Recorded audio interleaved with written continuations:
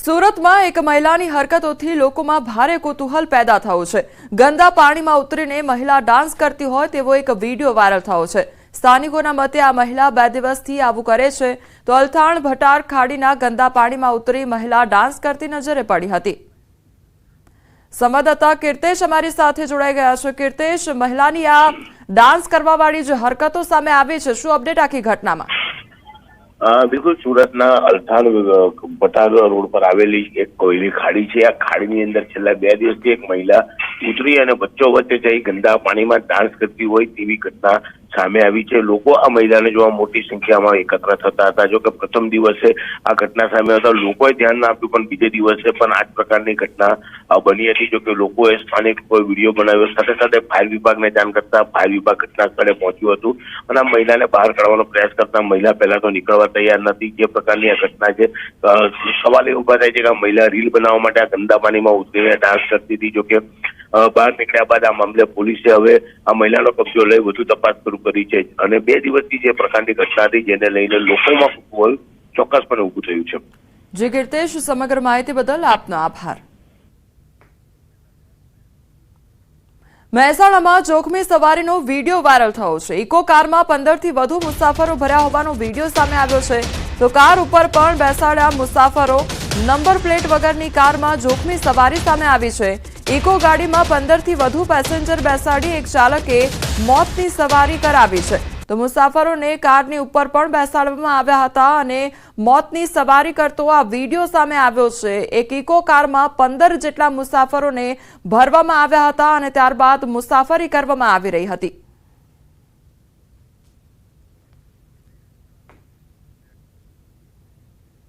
સુરતના સરથાણા વિસ્તારમાં બાઇક પર સ્ટન્ટ કરતો વિડીયો વાયરલ થયો છે। બાઇક ચાલક બંને હાથ છોડી બાઇક ચલાવતો જોવા મળ્યો તો બાઇક ચાલકની આસપાસ અન્ય વાહન ચાલકો પણ જોવા મળી રહ્યા છે। વાહનોની અવરજવર વચ્ચે ટ્રાફિક જોવા મળી રહ્યો છે, છતાં બાઇક ચાલક તેની હરકત રોકી નથી રહ્યો અને બંને હાથ છોડી બાઇક હંકારી રહ્યો છે। તો આમ જાહેરમાં સ્ટંટબાજી કરી બાઇક ચાલકે પોતાની સાથે અન્ય લોકોના જીવ પણ જોખમમાં મૂક્યા છે। હીરોગીરી કરનાર શખ્સનો વિડીયો સોશિયલ મીડિયા પર વાયરલ થઈ રહ્યો છે। વાયરલ વિડીયોના આધારે પોલીસે વધુ તપાસ હાથ ધરી છે। તો બાઇક ચાલકનો સ્ટન્ટ કરતો આ વિડીયો સામે આવ્યો છે અને બંને હાથ છોડીને આ બાઇક ચલાવવામાં આવી રહ્યો છે। તો પોતાનો જીવ જોખમમાં મૂકી જે આસપાસના વાહન ચાલકો હતા તેમના જીવ પણ તાળવે ચોંટ્યા હતા।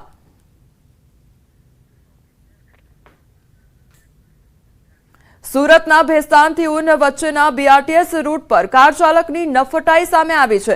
કારની પાછળ એમ્બ્યુલન્સ હોવા છતાં તેને સાઈડ ન આપી તેની મસ્તીમાં જ કાર હંકારતો જોવા મળ્યો। જો કે 108 દ્વારા વારંવાર સાયરન વગાડવામાં આવ્યું, પરંતુ કાર ચાલક જાણે રેસ લગાવવા મેદાનમાં ઉતર્યો હોય તેમ એમ્બ્યુલન્સને સાઈડ જ નહોતો આપી રહ્યો। તો આ ઘટનાનો વિડીયો પણ સામે આવ્યો છે। વિડીયો જોયા બાદ લોકો આ કાર ચાલક સામે ફિટકાર પણ વરસાવી રહ્યા છે। આ વિડીયોમાં સ્પષ્ટપણે જોઈ શકાય છે કે ગાડી ચાલક દ્વારા જે 108 એમ્બ્યુલન્સ છે તેની આગળ જ ગાડી હંકારવામાં આવી રહી છે અને સાયરન વગાડવા છતાં પણ સાઈડ આપવામાં નથી આવી રહી।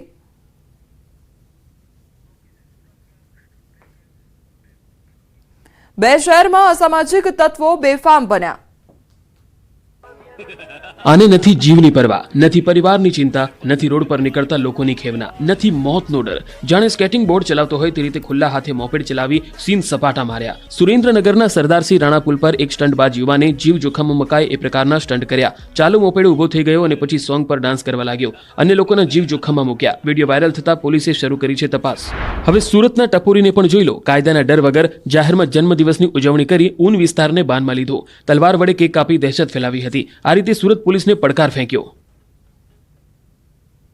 વડોદરાના વાઘોડિયામાં ચેઇન સ્નેચિંગની ઘટના સામે આવી છે। વૃદ્ધાના ગળામાંથી અછોડો તોડી ગઠિયો ફરાર થયો હતો। તો વાતોમાં ભેળવી 1.5 તોલાનો સોનાની ચેઇન આંચકી ફરાર થયો હતો। વૃદ્ધાએ બૂમાબૂમ કરતા ગઠિયો નાસી છૂટ્યો। તો ઘટના સ્થળ પર લોકોના ટોળા ભેગા થઈ ગયા હતા।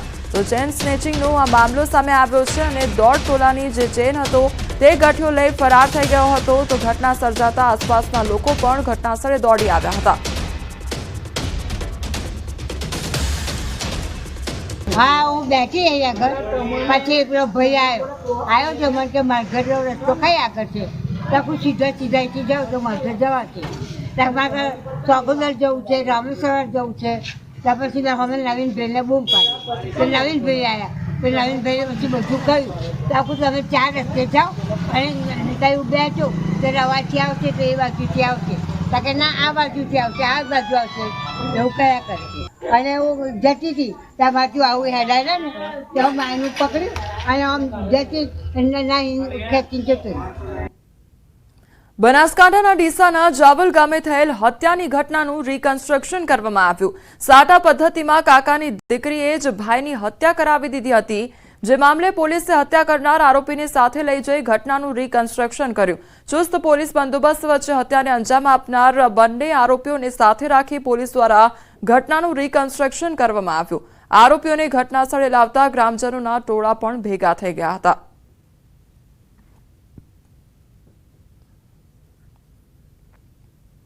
કેન્દ્રીય ગૃહમંત્રી અમિત શાહ આજથી 2 દિવસ ગુજરાત પ્રવાસે છે, ત્યારે અમદાવાદ અને ગાંધીનગરમાં વિવિધ વિકાસ કાર્યોનું લોકાર્પણ અને ખાતમુહૂર્ત તેમના હસ્તે કરવામાં આવશે. કુલ 700 કરોડથી વધુના વિકાસ પ્રોજેક્ટનું લોકાર્પણ તેમજ ખાતમુહૂર્ત કરશે. તો ગાંધીનગર લોકસભા વિસ્તારમાં વિકાસ કાર્યોના લોકાર્પણ બાદ કોલવડા ખાતે જાહેર સભાને સંબોધન કરશે, જ્યારે 18 મેના રોજ અમિત શાહ અમદાવાદમાં વિવિધ ઇન્ફ્રાસ્ટ્રક્ચર પ્રોજેક્ટ્સનું ખાતમુહૂર્ત કરશે. સાથે જ પલ્લવ 4 રસ્તા ઓવરબ્રિજને જનતા માટે ખુલ્લો મૂકશે, જેને લઈ દરરોજ 1.5 લાખ વાહન ચાલકોને ટ્રાફિકની સમસ્યામાંથી રાહત મળશે.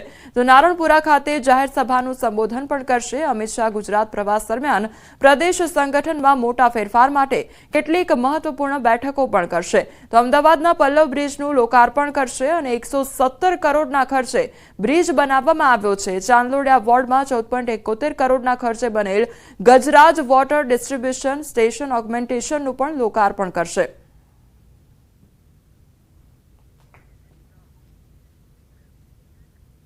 પ્રધાનમંત્રી મોદી આવી શકે છે ગુજરાત અને 27 મે પીએમ મોદી દાહોદ આવી શકે છે. નવીન રેલવે વર્કશોપનું પીએમ મોદી લોકાર્પણ કરી શકે છે. સ્માર્ટ સિટી અંતર્ગત કામનું લોકાર્પણ કરવામાં આવી શકે છે. તૈયારીના ભાગરૂપે જિલ્લા કલેક્ટરે બેઠક પણ યોજી. કલેક્ટરે વર્કશોપની પણ મુલાકાત લીધી છે.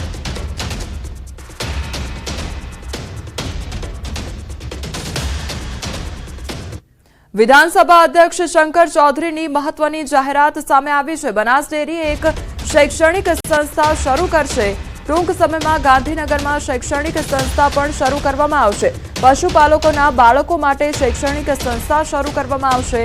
સ્પર્ધાત્મક પરીક્ષાની તૈયારી માટે ઉત્તમ તક મળશે. આઈએએસ અને આઈપીએસ જેવી સ્પર્ધાત્મક પરીક્ષાની તૈયારી કરી શકશે તમામ જે વિદ્યાર્થીઓ છે, અને આ મહત્વની જાહેરાત કરવામાં આવી છે.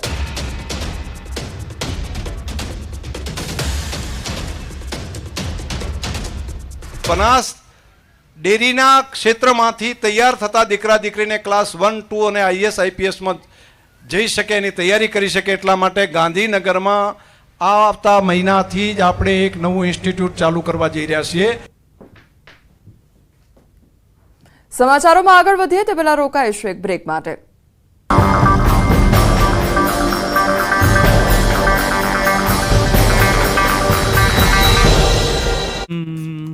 નમસ્કાર, આપણું ગુજરાતમાં આપનું સ્વાગત છે. હું છું આપની સાથે સંધ્યા. જોઈએ સમાચાર વિસ્તારથી. રાજ્યના કેટલાક વિસ્તારોમાં કમોસમી વરસાદનો કહેર. અમરેલી અને વલસાડ જિલ્લામાં આજે પણ માવઠાનો માર પડ્યો. જાણે કે ચોમાસું જામ્યું હોય એમ કમોસમી વરસાદે અમરેલી જિલ્લાને બાનમાં લઈ લીધો છે. છેલ્લા કેટલાય દિવસોથી અમરેલીના ગ્રામ્ય વિસ્તારોમાં વરસાદી માહોલ છે. સતત વરસાદને કારણે ખેડૂતો ચિંતામાં ગરકાવ છે.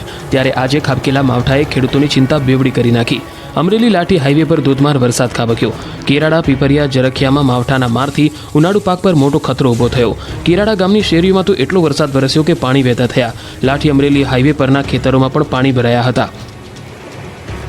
આ તરફ વલસાડ જિલ્લામાં પણ વરસાદી માહોલ છે. ધરમપુર અને કપરાડામાં કમોસમી વરસાદે ખેડૂતોની કમર તોડી નાખી. ભારે પવન સાથે કમોસમી વરસાદ ખાબક્યો.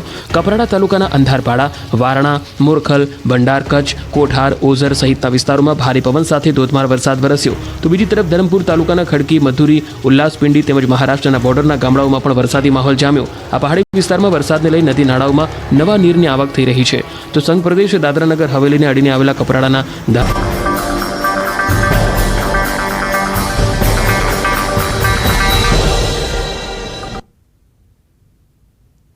બ્રેક બાદ આપનું સ્વાગત છે। સમાચારમાં આગળ વધીએ તો નવસારીમાં ઇમ્પોર્ટેડ ફ્રૂટના વેપારીએ તુર્કીના 13 મણ સફરજનનો નાશ કરી દીધો છે તેમજ સફરજનને કચરાપેટીમાં નાખી વિરોધ દર્શાવ્યો છે। ઉલ્લેખનીય છે કે તુર્કીએ પાકિસ્તાનની મદદ કરતા લોકોમાં રોષનો માહોલ છે અને તેથી જ લોકો દ્વારા તુર્કીની વસ્તુઓનો બહિષ્કાર કરવામાં આવી રહ્યો છે અને આગામી સમયમાં પણ તુર્કીના સફરજનનો બહિષ્કાર રહેશે તેવો નિર્ણય કરવામાં આવ્યો છે।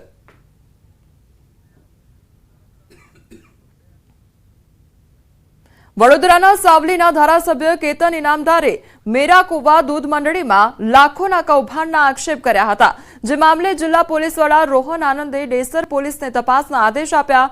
7 દિવસમાં તપાસ પૂર્ણ કરી રિપોર્ટ મોકલવા આદેશ કર્યા છે તો ડેસર તાલુકાની મેરા કુવા દૂધ મંડળીમાં મૃત્યુ પામેલા સભાસદોના નામે કૌભાંડના આક્ષેપ થયા છે તો દૂધના પૈસા જમા અને ઉપાડ થતા કેતન ઇનામદારે તપાસની માંગ કરી હતી તો કેતન ઇનામદાર દ્વારા મોટા આક્ષેપ કરવામાં આવ્યા છે અને તેને લઈને તપાસ પણ કરવામાં આવી છે તો જિલ્લા પોલીસ વડા દ્વારા તપાસના આદેશ આપવામાં આવ્યા છે। સંવાદદાતા હાર્દિક અમારી સાથે જોડાઈ ગયા છે। હાર્દિક, કેતન ઇનામદાર દ્વારા દૂધ મંડળી પર ઘણા આક્ષેપ કરવામાં આવ્યા છે, કયા પ્રકારે અત્યારે તપાસ ચાલી રહી છે, શું અપડેટ? બિલકુલ દીજો, આ ડેસર તાલુકાની વાત કરીએ તો મેરા કુવા દૂધ મંડળીમાં મૃત્યુ પામેલા લોકો જે છે તેમના નામે પૈસા જમા થયા અને ત્યારબાદ પૈસા ઉપડી ગયા એટલે જયારે પાસબુક ચેક કરવામાં આવી ત્યારે ધારાસભ્ય કેતન ઇનામદારના ધ્યાને આવ્યું કે આ તો મૃતકોના નામે મસ્ત મોટું કૌભાંડ જે છે તે આચરવામાં આવી રહ્યું છે। ધારાસભ્ય છે કેતનભાઈ ઇનામદાર તેના દ્વારા મુખ્યમંત્રી સહિત જે જવાબદાર લોકો છે, જવાબદાર વિભાગ છે એ તમામ લોકોને પત્ર લખીને તલસ્પર્શી તપાસની માંગણી જે છે તે કરવામાં આવી હતી। ત્યારે હવે વડોદરા જિલ્લા પોલીસ જે છે તે હરકતમાં આવી છે અને ખુદ જિલ્લા પોલીસ વડા જે રોહન આનંદ છે તેમના દ્વારા ડેસર પોલીસને સમગ્ર મામલે તપાસના આદેશ જે છે તે આપવામાં આવ્યા છે અને લગભગ 7 દિવસની અંદર આ તપાસ પૂરી કરીને જે અહેવાલ છે તે મોકલવા માટે આદેશ કરવામાં આવ્યો છે અને તપાસના અંતે જે લોકો દોષી જણાશે, જેમના દ્વારા કૌભાંડ આચરાયું છે તેમના વિરુદ્ધ કડકમાં કડક કાર્યવાહી જે છે તે પોલીસ દ્વારા કરવામાં આવનાર છે। જી હાર્દિક, સમગ્ર માહિતી બદલ આપનો આભાર।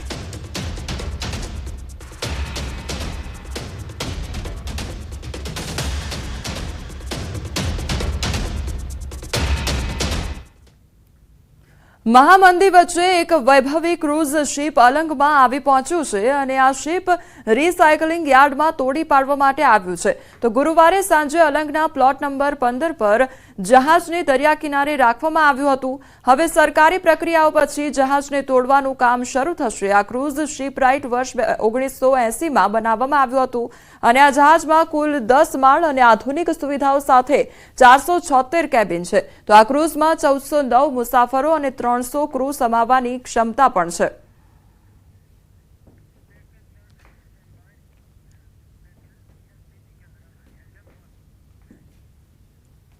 ટુરિઝમ ક્ષેત્રે પવિત્ર યાત્રાધામોમાં રાજ્ય સરકારે લોકો માટે સારી સુવિધાઓ ઊભી કરી છે જેને લઈને યાત્રાળુઓમાં ભારે ઉત્સાહનો માહોલ જોવા મળી રહ્યો છે।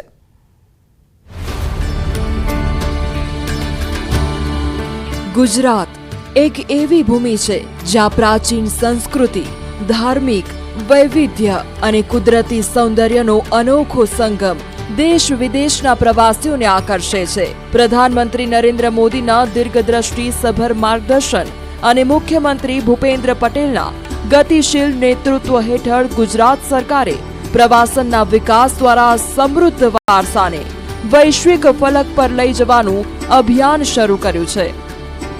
आधुनिक और बेहतर कनेक्टिविटी का सबसे अधिक लाभ टूरिज्म और ट्रेड को मिलता है। टूरिज्म ऐसी इंडस्ट्री है जिसमें गरीब हो, मिडिल क्लास हो, गांव हो, शहर हो, सभी जुड़ते हैं, सभी कमाते हैं। आजादी के अमृत काल में टूरिज्म का विकास देश के विकास को बहुत बड़ी मदद करेगा। કેન્દ્ર સરકારની પ્રસાદ યોજના અને ગુજરાત સરકારના પ્રવાસન વિભાગની વિવિધ યોજનાઓ અને પહેલોએ સોમનાથ, અંબાજી, પાવાગઢ અને બેચરાજી જેવા યાત્રાધામોના ઇન્ફ્રાસ્ટ્રક્ચરને આધુનિક બનાવ્યું છે। આ યોજનાઓ થકી ધાર્મિક મહત્વને જાળવી રાખીને પ્રવાસનનો વિકાસ કરવામાં આવ્યો છે। યાત્રાધામો Ambaji, Dwarka, Somnath, Pavagadh regional tourism hub બન્યા છે। કુદરતી સૌંદર્યનો ખજાનો ગુજરાતની આગવી વિરાજ છે। ગુજરાત બેસ્ટ ટુરિઝમ સ્પોટ તો બન્યું, હવે ગુજરાતને ઓલરાઉન્ડ ટુરિઝમનું હબ બનાવવાનો આપણો સંકલ્પ છે. આપણે ગુજરાતના સાંસ્કૃતિક વારસાને ઉત્સવોના માધ્યમથી ઉજાગર કરવા માટે પણ પ્રવાસનને પ્રોત્સાહન આપી રહ્યા છીએ. ગુજરાતના યાત્રાધામોમાં વિકાસનો દૂરદર્શી રોડમેપ. આસ્થા અને આધુનિકતાનો સમન્વય એટલે ગુજરાત ટુરિઝમ. યાત્રાધામના વિકાસથી સ્થાનિક રોજગારનું સર્જન.